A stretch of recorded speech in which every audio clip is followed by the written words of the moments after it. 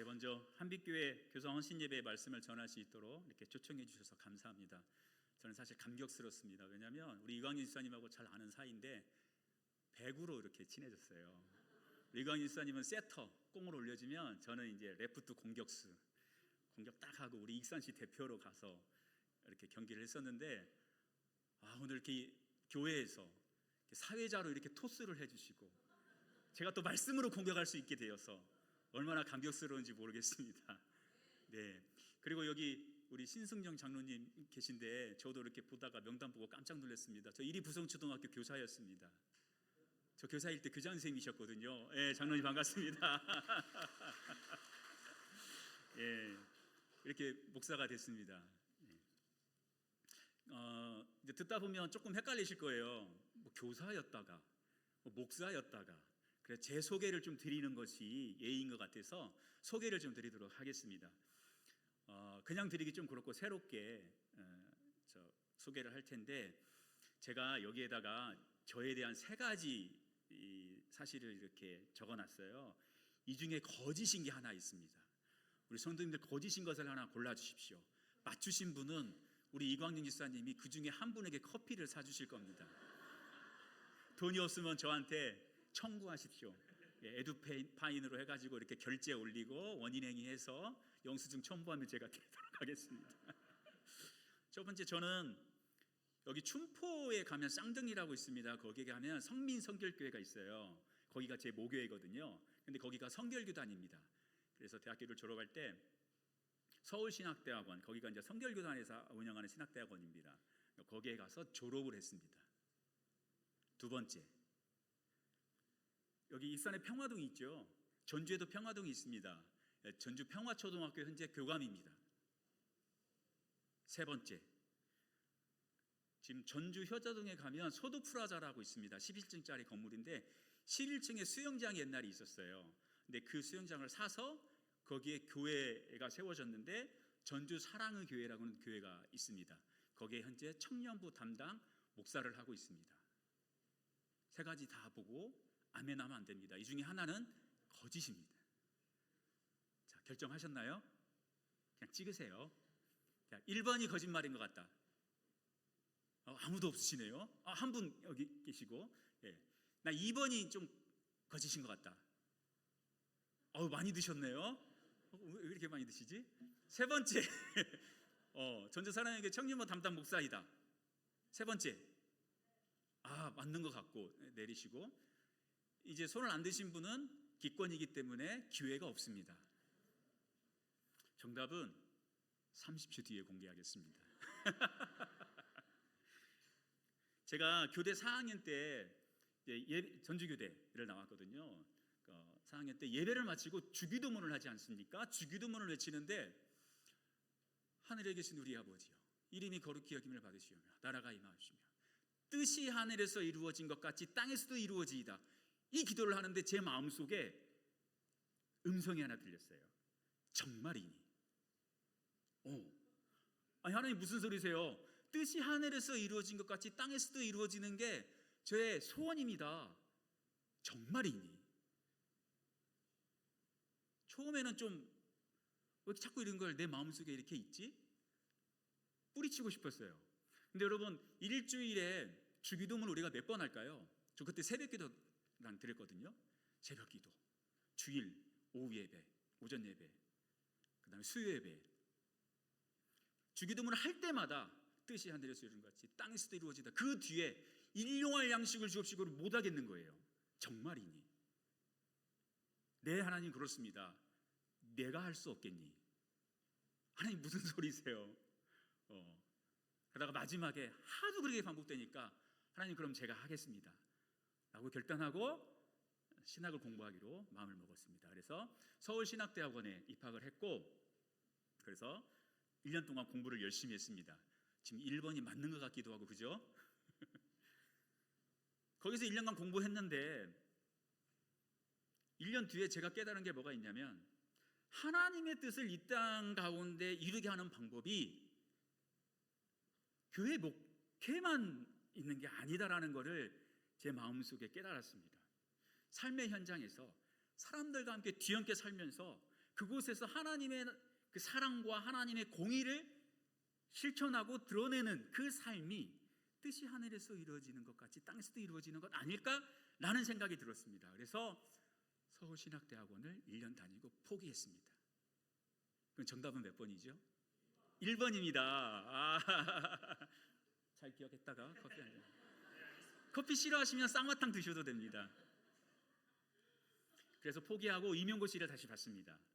임용고시 바로 합격하고 전주로 이렇게 처음 발령받고 익산에 좀 근무를 오래 했어요. 여기 하늘에서 용안으로 넘어가다 보면 용남초등학교가 있습니다. 익산에 처음에 들어올 때 거기로 갔고요. 그 다음에 아까 우리 신승정 장로님 잠깐 얘기했지만 이리부성초등학교에서 4년간 근무를 했고 익산교육지원청 장학사를 했습니다. 4년 6개월 동안. 처음 발령받았을 때 익산교육지원청 땅밟기를 했어요. 익산교육청을 이렇게 돌면서 하나님, 이 익산에 있는 다음 세대들이 하나님의 사랑으로 잘 끌 수 있게 해주십시오. 그래서 기도하면서 혼자 익산교육청을 계속 돌았습니다. 몇 번 돌았겠습니까? 이제 성경을 아시는 분은 6번 돌고 7번째는 7번 돌고 그러면 익산교육청이 무너질 것 같아가지고 그렇게 하지 않았습니다. 그리고 지금은 이제 도교육청 장하사하고 전주 평화초등학교에 교감으로 있습니다. 2번 맞습니다. 저는 교사를 둘로 나눕니다. 하나는 일반 교사, 또 하나는 영혼을 살리는 기독교사. 이렇게 두 종류가 있다고 저는 생각을 하고 있습니다. 그래서 지금 평화초등학교 교감으로 있지만 영혼을 살리는 교감으로서 삶을 살려고 발버둥치고 있습니다. 광고 하나 하도록 하겠습니다. 다음 포스터 하나 보여주실래요? 2026년 8월 4일부터 7일까지 백석대학교에서 이 영혼을 살리는 교사로 살아가겠다라고 하는 현직 교사들이 모여서 기독교사 대회를 합니다. 수련회예요. 현직에 있는 선생님들이 믿는 현직에 있는 선생님들이 모여서 아이들을 놓고 기도하면서 하나님의 뜻을 구하는 수련회라고 보시면 좋습니다. 2년에 한 번씩 열리고요. 1998년도부터 시작을 했습니다. 보리라라는 찬양 혹시 기억나세요? 우리 오늘 눈물로. 그 찬양을 이 기독교사 대회 초창기의 주제곡이었습니다. 제가 이 말씀을 드리는 이유는 여러분 가운데 아직 현직에 계신 선생님이 있거나 자기가 현직에 있는 선생님이라고 한다면 네이버에 기독교사 대회 2026 검색하시고 좀 이렇게 참석해 주셨으면 좋겠고 권유해 주셨으면 좋겠습니다. 자, 그럼 이제 또 다른 의문이 들 겁니다. 분명히 목사라고 얘기했는데 지금 들어보니 신학대학원은 포기를 했고 중간에 지금 교감을 하고 있고 이건 또 뭐지? 3번이 또 이렇게 왔다 갔다 하시는 분이 계실 것 같아요. 제가 초임지가 전주 효문초등학교라고 하는 곳입니다. 상상고 바로 앞에 있는 학교인데 학기 초에 학부모님 한 분이 우리 교실에 오셨어요. 그분이 선생님, 제 남편이 학교 인근에 교회를 개척했습니다. 와서 도와주실 수 있을까요? 네. 좀 황당했어요. 심지어 그 학부모님은 우리 반 학부모님도 아니에요. 옆반 학부모인데 저한테 와가지고 개척하니까 무슨 섬겨달래요. 좀 어이가 없죠, 그죠? 아무리 생각해도. 그때 서울 사랑의 교회 옥하는 목사님이 심호하셨던 부목사님으로 되셨던 분이 전주 사랑의 교회를 개척을 하셨어요. 근데 개척을 하다 보니 사람이 부족해서 좀 일할 사람을 찾고 있었습니다. 그래서 제가 함께 교회를 세워가기로 그렇게 결단을 했어요. 그리고 열심히 섬기겠습니다. 그랬더니 그때 당시 목사님께서 어차피 신학 1년 공부했으니까 호칭도 애매하니까 그냥 전도사로 합시다. 그래서 그때부터 전도사를 했고 20년 넘게 그 교회를 섬기고 있습니다. 근데 이렇게 섬기다 보니까 기왕에 시작한 거 신학을 좀 마무리하고 싶다라는 생각을 했어요. 현직에 있으면서도 신학을 공부할 수 있는 방법이 뭘까? 여기 전주대에 가면 성교신학대학원이 있습니다. 거기에서 5학기를 수료를 하고 2025년 작년 11월 22일 목사 안수를 받았습니다. 따끈따끈한 새내기 목사입니다. 그리고 그때 그 초등부를 계속 섬겼었거든요. 그러다가 이 초등학생들을 다음 세대를 잘 섬기려면 그게 청년들을 살려야 된다. 청년이 살아야 교회가 살고 청년이 살아야 나라가 산다라는 생각을 가지고 청년부로 부서를 옮기고 지금은 청년부 사역을 하고 있습니다. 지금 청년부 예배 드리고 있어요. 선교사님이 한 분 오셔가지고 선교사님에게 말씀 좀 부탁하고 저는 지금 여기 와서 이렇게 말씀을 전하고 있습니다. 소개가 좀 길었죠? 길었습니다. 왜냐하면 제 삶이 어떻게 보면 간증일 수 있기 때문에 간증 겸해서 이렇게 소개를 드렸습니다. 긴 시간 아이들을 이렇게 만나면서 제 가슴 속에 늘 품고 다니는 고백이 하나 있습니다. 그건 뭐냐면, 하나님, 이 아이들에게 제가 좋은 어른이 되겠습니다. 좋은 어른이 되겠습니다. 아이들이 문제가 있는 게 아니라 이 아이들에게 좋은 본을 보여줄, 아이들을 따뜻하게 품어줄 좋은 어른이 없는 것이 문제입니다. 이게 제 소원이에요. 제가 초등부 사역을 할 때, 처음 막 시작할 때 개척교회이지만 소문이 잘 났어요, 교회가. 그래서 성도님들이 많이 몰려왔습니다. 초등부 아이들도 많이 몰려왔어요. 그런데 문제는 뭐냐면 교사가 없는 거예요. 교사가 다 막 새로 오셔가지고, 그때 제가 하나님께 기도했던 게 있어요. 하나님, 지금 현재 우리 아이들을, 이렇게 밀려오는 아이들을 품어줄 교사가 없습니다. 여러분 깜짝 놀랄걸요. 개척한 지 얼마 안 돼서 초등부 아이들이 100명이 넘었어요. 하나님, 이 애들을 품어줄 교사가 없습니다. 책임질 수 없습니다. 아이들이 교회에 오지 않게 해주세요. 저 옆에 교회가 더 건강하고 좋은 교회가 있습니다. 저기 가야 우리 아이들이 신앙을 잃어버리지 않고 믿음 생활할 수 있습니다. 근데 우리 교회 오면 제가 감당할 수가 없습니다. 그러니 오지 않게 해주세요. 담임 목사님이 아니면 경을칠 일이죠. 그렇게 기도했어요. 그리고 이 기도를 담임 목사님에게 얘기했어요. 목사님, 솔직히 제가 이렇게 기도했습니다. 근데 담임 목사님이 어떻게 했을까요? 그래, 잘했어, 이랬을까요?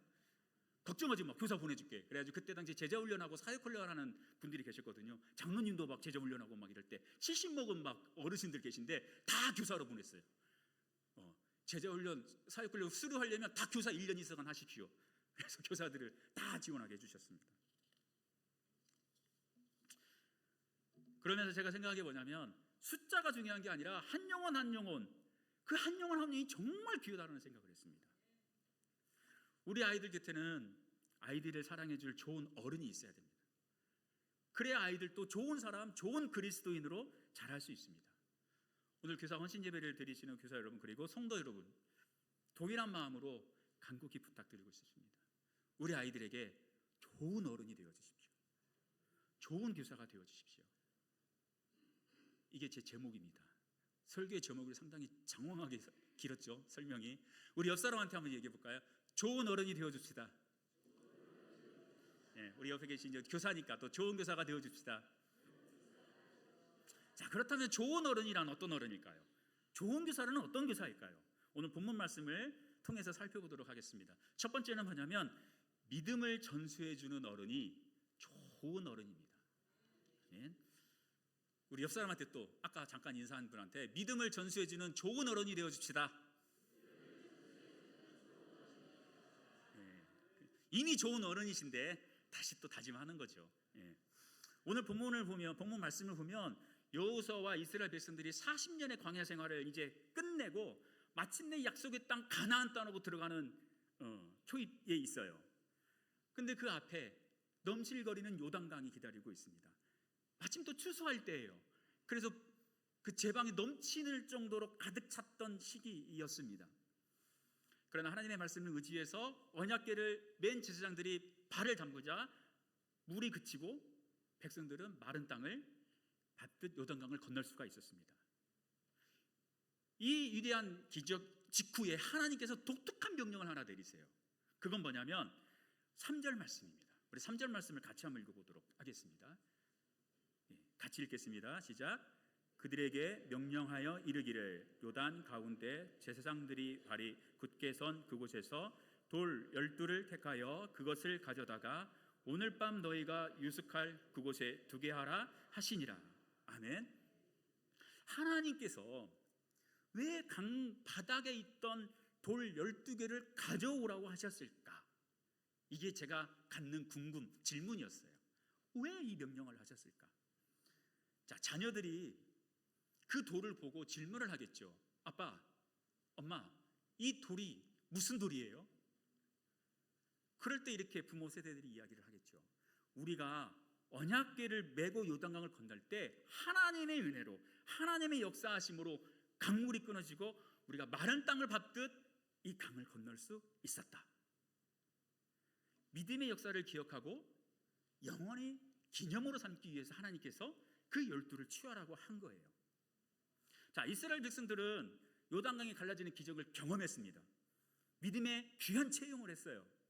근데 이 기적의 감격에서 그치면 안 됩니다. 요단강 한가운데서 돌을 취해서 삶의 자리에 가져다 놓고 다음 세대에게 믿음을 전수해줄 스토리, 믿음을 전수해줄 12돌로 삼으라고 하나님께서 명령하신 거예요. 우리 교사 여러분, 그리고 우리 성도님들, 여러분에게 있어서 다음 세대들에게 전해줄 믿음의 12돌 스토리는 무엇입니까? 그걸 우리가 한번 생각해 봤으면 좋겠어요. 저희 집 거실 테이블에는 항상 큐티책 2권이 놓여져 있습니다. 하나는 제 거, 하나는 아내 거. 아침 식사를 마치면 테이블에 앉아서 말씀을 묵상을 합니다. 예전에는 우리 아내가 커피를 마실 때 제가 그 바쁜 아침에 커피를 다 핸드드립 해가지고 내 거 하나 아내 거 하나 이렇게 해가지고 커피를 마셨거든요. 우리 아내 커피를 끊었어요. 그래서 제가 요즘은 커피는 안 내리는데 그 거실에 앉아가지고 말씀을 묵상을 합니다. 큐티를 합니다. 여러분, 저도, 우리 아내도 교사거든요. 저도 교사고, 그 아침 시간이 얼마나 분주하고 전쟁터 같은지 잘 아시죠? 그런데 밥 먹고 한가하게 거실에 앉아가지고 말씀을 묵상합니다. 왜 그런지 아세요? 사실 말씀을 깊이 묵상하려면 아이들이 일어나기 전에 그냥 조용히 묵상하면 됩니다. 근데 우리는 그렇게 하지 않아요. 짧더라도 아이들이 보는 앞에서 큐티를 합니다. 그리고 큐티한 내용을 우리 가족 단톡방이 있습니다. 거기에다가 큐티한 내용을 올려요. 우리 딸도 올리고 우리 아들도 올리고 아내도 올리고 저도 올립니다. 여담으로 우리 아이들이 안 올리면 용돈을 안 줍니다.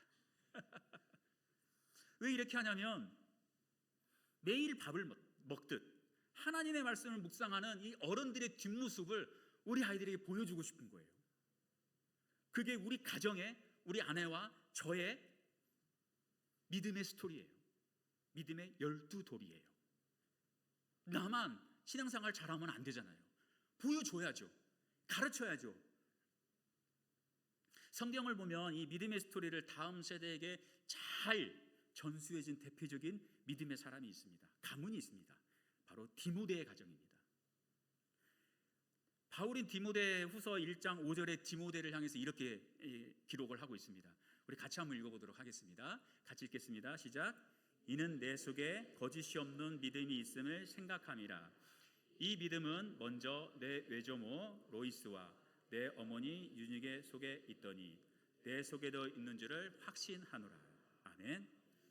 디모데의 믿음은 하늘에서 갑자기 뚝 떨어진 게 아니에요. 외할머니 로이스의 눈물의 기도가 있었고, 그것을 이어서 어머니 유니게의 삶이라는 어떤 통로를 거쳐서 마침내 손자인 이자 아들인 디모데에게 고스란히 흘러들어간 믿음의 유산이었습니다. 하늘에서 떨어진 게 아니에요. 외할머니와 어머니가 보여준 믿음의 유산, 그 스토리가 디모데를 믿음의 사람으로 만들었습니다. 자, 아버지를 한번 볼까요? 아버지는 이방인이었습니다. 헬라인이었습니다. 즉 하나님을 모르는 사람이었어요. 그럼 가정을 놓고 한번 봅시다. 가정 안에서 이 자녀를 믿음 안에서 잘 키우기 위한 좋은 환경이 결코 아니었어요. 아버지는 믿는 사람이 아니에요. 어머니는 믿는 사람이에요. 그러나 이 로이스와 유니게는 가정생활을 탓하지 않았어요. 탓하지 않고 시간이 되는 대로, 기회가 되는 대로, 환경이 비록 척박할지라도 하나님 앞에서 이 굳건한 믿음의 신앙을 전수해 줬습니다. 심지어는 날마다 성경을 가르쳤습니다. 디모데후서 3장 15절에 디모데는 어려서부터 성경을 배웠던 아이였습니다. 누구한테 배웠을까요? 어머니, 외할머니에게 배웠겠죠. 아버지가 반대함에도 불구하고. 그런데 단순히 성경을 딱딱하게 그냥 가르친 게 아니에요. 오늘 아까 읽었던 말씀에 바울은 디모데의 믿음에 대해서 뭐라고 표현하고 있냐면 거짓이 없는 믿음이라는 표현을 쓰고 있습니다. 거짓이 없는 믿음. 그냥 단순히 성경을 가르치는 정도가 아니라 삶으로 보여준, 믿는 사람은 이렇게 행동하는 거야 라고 삶으로 보여준 그들의 가치관과 기준이 세속적이지 않고 여전히 말씀 중심으로 삶을 살아가면서 가르쳤던, 그래서 디모데의 믿음을 거짓이 없는 믿음이라고 얘기한 겁니다. 만약에 아버지가 세상적인 기준을 이야기할 수 있어요. 그럴 때 이 외할머니, 어머니는 눈물로 기도하면서 하나님의 기준을 제시해 준 거예요. 그 요단강의 12돌이 되어준 거예요. 믿음의 스토리를 디모데에게 가르쳐 준 거예요. 이 믿음의 어른들이 남겨준 영적인 스토리, 기념비가 디모데를 초대교회를 든든히 이끌어가는 에베소 교회의 목회자로, 그리고 바울의 신실한 동역자로 자라날 수 있게 해 주었던 것입니다.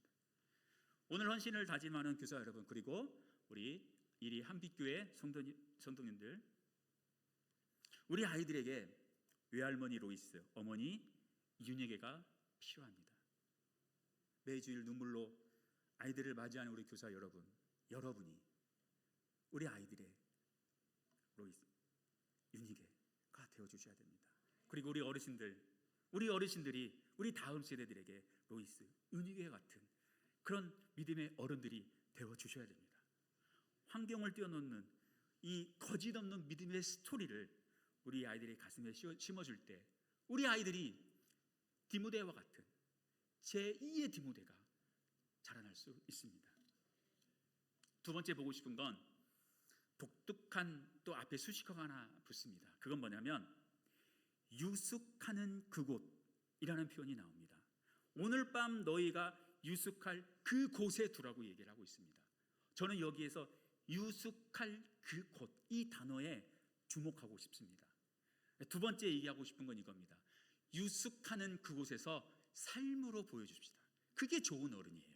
우리 옆사람한테 또 권면하듯이 얘기합시다. 유숙하는 그곳에서 삶으로 보여줍시다. 네, 예. 자, 유숙하는 곳은 어떤 곳이에요? 먹고, 자고, 일하고, 땀 흘리는 평범한 삶의 현장이에요. 거기는 아무것도 감출 수가 없어요.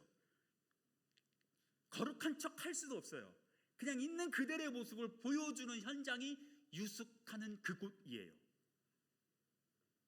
아이들이 물을 겁니다. 아빠, 이 돌이 뭐예요? 이 돌 하나님께서 역사해 주셔서 영을 건넜어. 근데 아빠가 그 근심 어린 그 표정으로 매일매일 살아간다고 생각을 해보세요. 그럼 아들이 이렇게 물어보겠죠. 아니, 하나님이 그렇게 도우셨는데 아빠 왜 맨날 걱정만 하세요? 그렇게 되묻지 않겠어요? 믿음과 삶이 일치하지 않으면 이 돌의 의미를 정확하게 다음 세대에게 이야기해 줄 수가 없습니다. 하나님이 과거에 어떻게 역사하셨는지, 그리고 현재 우리가 살아가는 삶의 현장에서 하나님이 어떻게 지금 살아계셔서 역사하는지, 그것을 삶으로 드러내지 못한다면 신앙교육은 불가능합니다. 그 로잔운동 일터사역 네트워크 책임자인 토마스 리우는 이런 말을 했습니다. 오늘날 교회의 99%를 차지하는 평신도들은 그들 시간의 90%를 일터와 가정, 학교와 지역사회에서 보낸다. 그러므로 바로 그곳에서 하나님 나라의 가치를 구현해야 한다. 조금만 풀어서 얘기한다면 오늘 여기에 목사님은 이렇게 목사님 계시고 저 계시고 몇 분 계시고 대부분의 사람들은 평신도들입니다. 그리고 그 평신도들의 대부분은 여러분의 가정과 직장과 삶의 현장에서 시간을 보냅니다. 하나님의 살아계심을 교회에서만 드러난다고 한다면 약 90%의 평신도들과 90%의 시간을 쓰는 그곳에서 하나님의 살아계심을 증명해내지 못한다면 그것은 복음을 제대로 드러낼 수 없는 것이라고 볼 수 있는 거지요.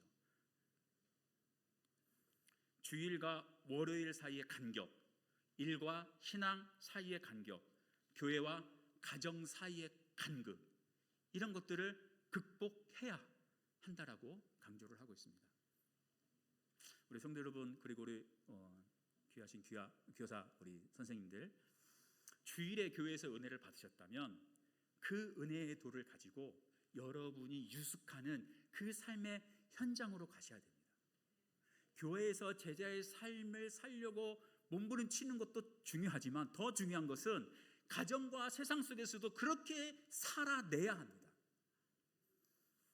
예배의 공간과 여러분이 유숙하는 그 공간이 분리되어서는 절대 안 됩니다. 자, 우리 아이들은 살아계신 하나님을 어디서 느끼냐면 우리가 예배드리는 거룩한 모습 뿐만 아니라 더 비중 있게 다루는 것은 집에서 보여주시는 부모님, 우리 교사들의 삶, 그걸 통해서 아이들은 살아계신 하나님을 느끼게 되고 경험하게 되고 보게 됩니다. 여러분, 우리 아이들이 집에서 언제 혼란스러운지 아세요? 집에서는 맨날 엄마들 그런 말 많이 하죠. 공부해라, 숙제해라. 넌 도대체 누굴 닮아서 이렇게 게으르냐? 멍청하냐? 우리 아내가 그런다는 거 아닙니다. 네. 옆집 아줌마가 그런 말을 많이 하더라고요. 근데 전화가 오면 어떻게 해요? 갑자기 상냥한 목소리로 네 목사님 이렇게 하잖아요. 애들이 되게 혼란스러운 거예요. 우리 엄마의 진짜 모습은 뭐지? 자, 교회에서는 여호와는 나의 목자시니 내게 부족함이 없으리로다 아멘 이렇게 했던 우리 엄마, 우리 아빠가 집에서는 야, 세상에서는 어떻게든 성공해야 돼. 공부해야 성공할 거 아니야. 돈이 최고야. 너 돈 벌려면 지금 열심히 공부해야 돼 라고 말하거나 그렇게 보여준다면 우리 아이들이 얼마나 혼란스럽겠어요. 결국에 가서는 난 저렇게 살지 않을 거야.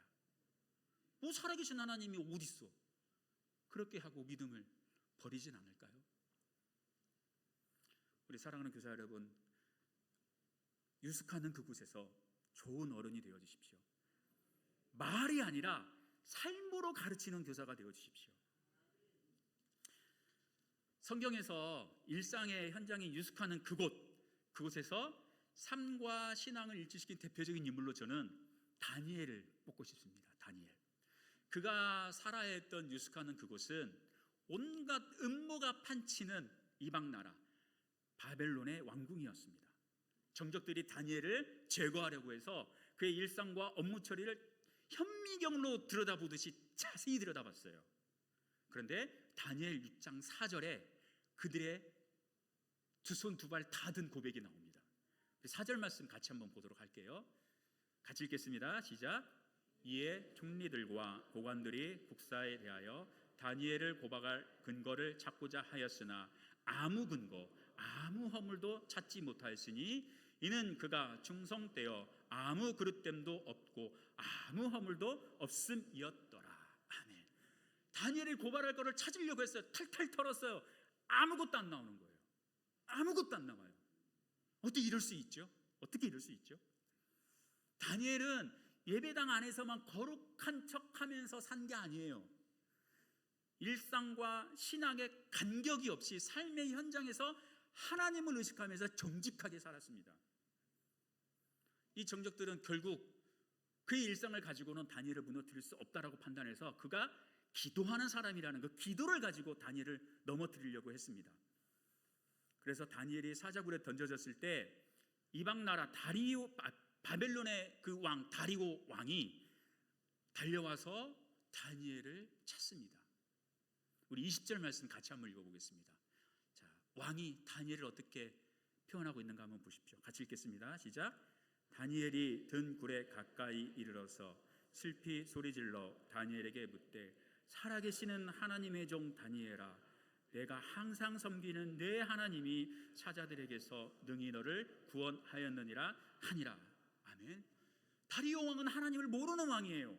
하나님을 모르는 왕이 뭐라고 고백하고 있냐면 살아계시는 하나님의 종 다니엘아라고 얘기를 하고 있어요. 그의 입술의 고백이 뭐예요? 하나님은 살아계시다는 고백이잖아요. 이게 어떻게 가능했을까요? 다리오 왕이 다니엘이 예배드리는 모습을 눈여겨봤을까요? 전혀 아니에요. 그냥 다니엘의 일상의 삶, 그가 하는 업무, 그가 살아가는 행동들, 이런 것들을 보고 그가 고백한 거예요. 아, 다니엘을 보니 그가 믿는 하나님은 정말 살아계신 하나님이구나. 다리오 왕이 뭐 영적 체험을 했을까요? 아니라고요. 다리오 왕이 다니엘처럼 예배를 드렸을까요? 아니라고요. 그럼에도 불구하고 다니엘의 그 신앙과 삶이 일치되는 그 모습을 보고 그가 하는 업무, 그가 하는 일을 보고 하나님은 살아계시다라고 고백할 수 있게 되었다는 겁니다. 우리 교사 여러분, 우리 이리 한빛교회 성도님들, 우리 아이들에게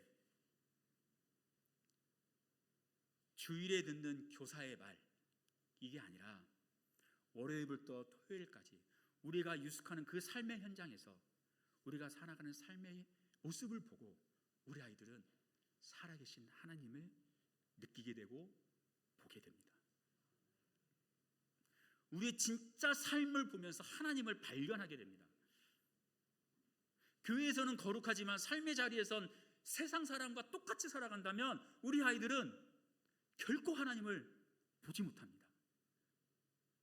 다니엘처럼 여러분이 유숙하는 그 자리에서 삶으로 거룩함을 증명해 내는 우리 성도님들 되기를 바랍니다.